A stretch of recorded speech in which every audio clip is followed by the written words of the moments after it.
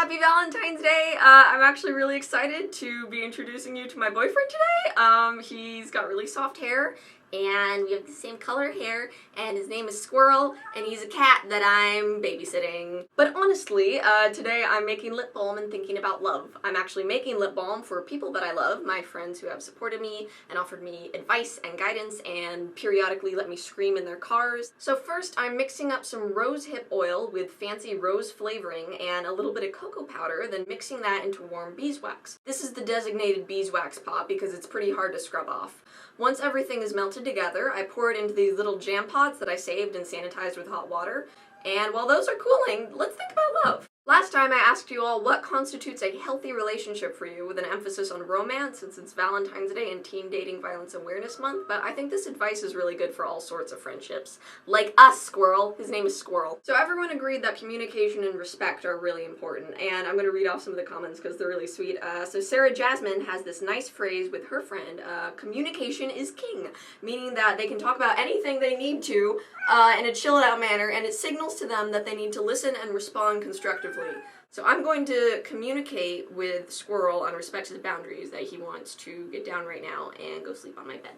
Okay. So communication is king. I love phrases like these. When I was little, I had this secret password with my mom where if we were out someplace and I was getting bored, then I would say popcorn and she would figure out some way for us to leave, and that definitely prevented a lot of temper tantrums growing up. It's also great to be that constructive and open with your friends. Like, I feel like as teenage girls and teenagers in general, we're very socialized, you know, through college applications and everything, to be super competitive and catty with each other.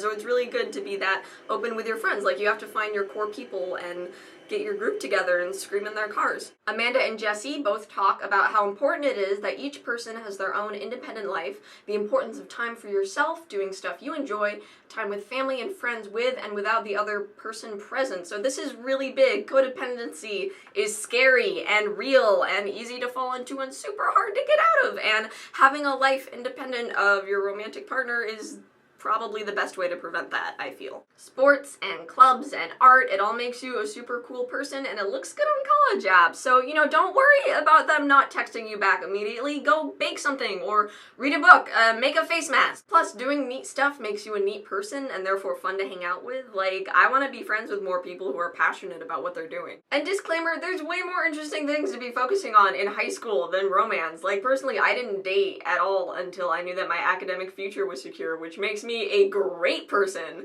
to get relationship advice from. You know who my partner is? The meritocracy. I'm a senior in high school, which means that I have tons of experience being a teen and that I got 20 hours of sleep this week, so I'm super tired, which is why I'm saying that it's really nice to just shut off all of that ridiculous pressure to make out and be romantic and, like, be someone's, like, crush and just study. Like, don't feel bad about, like, not kissing people. Just make flashcards. And if you do end up going out and dating and kissing people, then just be safe and communicate and respectful and just be as kind to each other as possible, because adolescence is weird enough without more nonsense piled on. Like, okay, I've said before that my top 3 friendship traits overall are acceptance, admiration, and affection.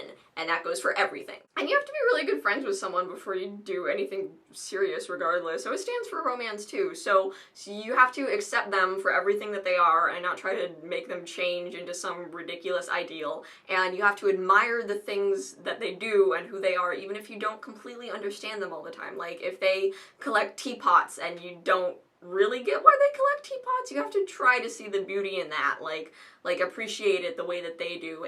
And affection. All relationships need affection. I'm serious. I'm making my friend lip balm for Valentine's Day because I love them. Today's fact is that I love a good amount of people and that Americans collectively consume 100 pounds of chocolate every minute. So that's all for me. I'm going to go join my countrymen. Later, nerds. I love you.